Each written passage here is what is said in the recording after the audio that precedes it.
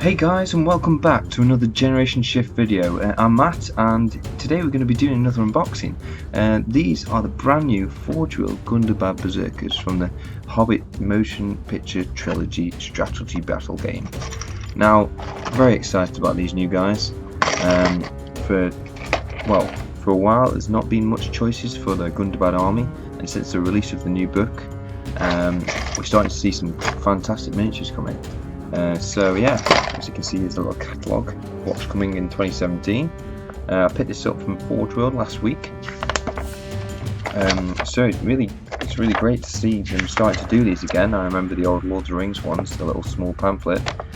So you can see Dane there. I've got that video coming soon. Here's the Iron Hills Dwarves and all the previous Finecast miniatures. And yeah, so if we go through here, we will get to the Azog's Legion, and up there we see the Forge World Gundabad Berserkers. Focuses in. There we go. So yeah, these are Forge World miniatures, so the quality of them is fantastic. And I bought 2 packs. Oh no, there's nothing in there. I've already assembled them. Right, so here we go. This is a full pack. Comes with 3 miniatures, and it comes with 3 sets of weapons as well, so there's plenty of options for these guys, and also head swaps. Well, those 2, but I'll show you in a second.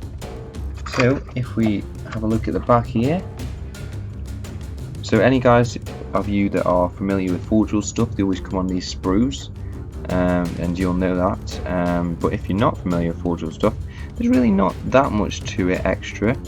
There tends to be less cleanup on these newer Forge World miniatures. There's a lot of snipping off and stuff, yeah, but less cleanup in the long run. But make sure you wash them first. So if we crack this open, yeah, obviously price is there, but £22 for 3 miniatures. Great quality, like resin, as we'll see. But if I get my knife, so guys, this is the little slip that comes in the in the pack. It just shows you the painted versions. And I believe these were painted by Keith Robinson from the Forge World team, from the Hobbit team. But yeah, as you can see by the paint job, well, it focuses.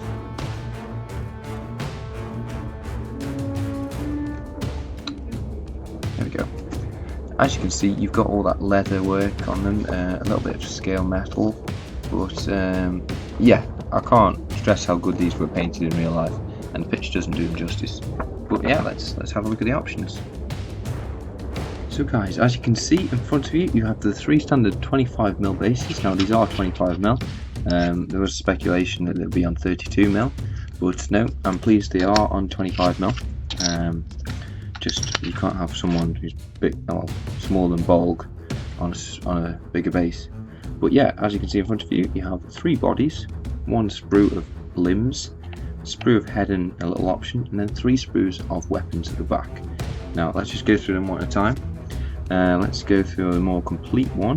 Let's go for this one. Okay, so this is the one we see in the picture with the 2-handed weapon. There we go, at the front. Right, so there's a tiny bit of residue on these, but like I said, they need to be washed. But look at the detail on this. This is so crisp, guys. Is really crisp. So if you have a look at that, look at the little chainmail, well, not leaf mail, sorry. Yeah, detail's great. Look at the leather parts there, and the face in that leather armor is very scary. Looks really good. There we go. Look, you see the orc's back. Nice berserkers. Look at those little buckles. I mean, guys, you can just keep going closer, and well, the detail speaks for itself. And yeah, look at the muscle tone, fantastic muscle tone. This pose has really captured the one from the film that's just about to strike Thorin before he gets Orcrist in his chest. It'll be quite interesting to see a conversion with Orcrist just gone into him, and a surprised look on his face with Thorin. It'll be a nice diorama that. Okay, next we have This one, which actually has the head already attached. There you go. So if you actually have these Chronicles books that I've got in my background, you'll see the face is completely replicated in resin here. So if we just do a little spin, it's a bit more light. There we go. Amazing tone on his legs. This guy is definitely not skip leg day. Little bits of armour. Now I'm a bit unsure how to paint this armour on this one, because it does look like metal. But I'll come around to that. Hopefully I get a chance to paint these over Christmas. But we shall see how this goes with everything. But yeah, fantastic detail. Look at the expression on that face. And the beard. It's an awkward beard, guys. Slightly monkeyish look about this one, the face. It's probably the one people tend to be least keen on. But I still like it. Lots of character. Let's see that again, the buckles in the back. There you go, guys. Look at that.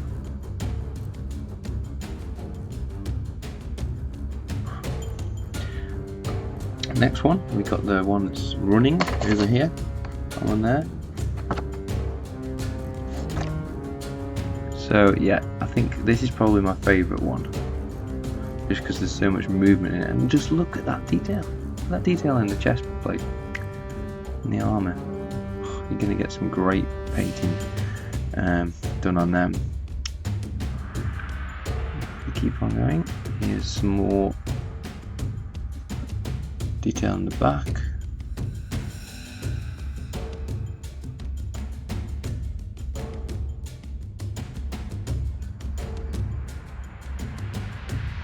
So as you can see, that's flesh there, and then that's flesh there, obviously the arm, but this is going to have a great sort of flesh to armour contrast. Compared to the Gundabads, where it's just the head showing that's flesh, these really show off the orc flesh. And that's the fur. I can't get over how well the fur has been sculpted. We saw it on Dane, to be honest, but it's really transferred to the orcs really well. And here's that little sprue of arms. So a little bit more flash on some of these, but that's to be expected. That just comes off so easily. There is actually no mould lines I can see so far. I think I found one on my previous set, which I've assembled already.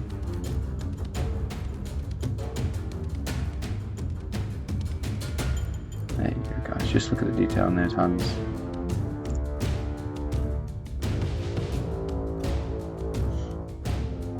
Okay, next we come to the little sprue, which has the back plate for this guy, the one raising a two-handed weapon. There you go, see that there? And here are the two heads. Now, gosh, look at that. Look at the creases in this forehead.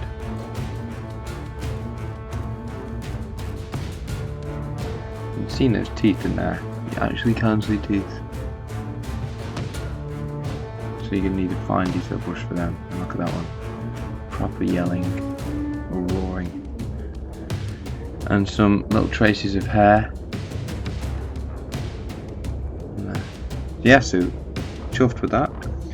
And next we come to the weapons, which is probably one of the most exciting parts of this. That you get loads of spare weapons. Lord of the Rings kits don't usually have that, and the Hobbit miniatures have started to do it a little bit more. But hopefully with the Forge World stuff we'll get to see even more. So let's start with the swords. Here we go. Really nice sword design. Just proper massive cleavers. There's little points on the ends. Just really nice. As you can see, there's one there to fit the guy raising it over two-handed, and then two different poses for the swords. So these two are different. So yeah, lovely shape in these. Forge will do weapons so well, better than the Plastic Games Workshop ones. The Forge weapons are immaculate, really nice. next we come on to the axes. Now these are a bit different, very cool design. I find they look very pre-heresy though. There are some quite similar ones with like a little power box there. However, they are very cool and not something you wouldn't see outside of Hobbit and Lord of the Rings. So just something a little bit different. They look very nasty and sharp, especially with the serrated edge there. You know, Berserkers can carve up a joint very easily with one of these, and actually have a hand protection, which is quite unseen of orcs. But yeah, again, we've got the two-handed option. And last of all, we come to the two-handed axes, well, two-handed picks. And look at the size of them, absolutely giant ones. If we actually get the man for scale, or even better, let's get a hobbit. We take a look at Bilbo here, and one of these weapons here. That is a rather large weapon. Bilbo certainly couldn't hold that. So these are very big indeed. I almost like to see Bol carrying one of these. Well, he has got a two-handed pick, so this would still be the right weapon. But look at the detail on them. Beautifully designed, or replicated we should say, by Keith. Absolutely gorgeous. So, yep, that's the one I'm going to be putting on the two-handed, this chap. But yeah guys, I'm going to put these together. Well, I've got some already mostly together, so I'll finish them off and come back with an assembled part of this video. Stay tuned. So guys, in front of you, you have 3 assembled Gundabad Berserkers, and I've assembled these 3 just as they are on the box art, but I hope to have a full squad, 4 with axe, 4 with sword, and 4 with two-handed axe. But I'm going to mix it up and do some nice conversions as well. But let's have a look. So let's start with this one, shall we? This guy went together really well. The pose is lovely. It's always really nice getting to see the full pose in your hands. And I put them on my generation shift basis as well. This is the Raven Outpost basis. But yeah, look at that guys, really nice. Let's put a bit more lighting. Just look really menacing, and that sword is fantastic. Look at that, really nice. I love the little kick back. Looks really dangerous. There'll be a little bit of filling to do on the hands, but apart from that guys, I'm really impressed with how they've laid these sprues out, because there is a join just underneath the arm there, right? Seems correctly. There we go. You can just see it under there, but apart from that, they've been really cleverly designed, because there's one also under this arm there. Really cleverly designed so that the mold lines and joins aren't really that visible, so the cleanup is less time, so you can get more time painting them, more time buying new ones to paint again. But yeah, lovely pose, really dynamic. I'm really liking these, and it really sort of emphasizes that move 8 inches. So sorry about that, not focusing. But yeah, really emphasises the 8 inches movement. So yeah, love the little shim guards on these. Next we have the two-handed weapon. Now look at that guys.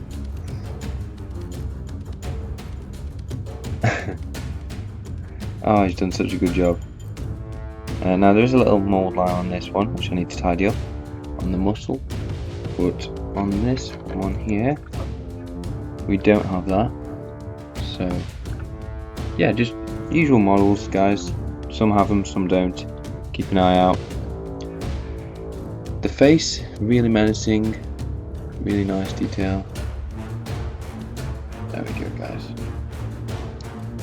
So I mean, something like this, the head join is going to be I mean, it's not too visible actually on this one. This one's great. Just a little bit of putty in there. Should do. A little bit of liquid green stuff. You can't see the join on this part very much at all. So, yeah, fantastic, lovely pose. Need to fill the arms, well the hands, but file them down a bit so it emerges a bit better. This was the tricky one to line up.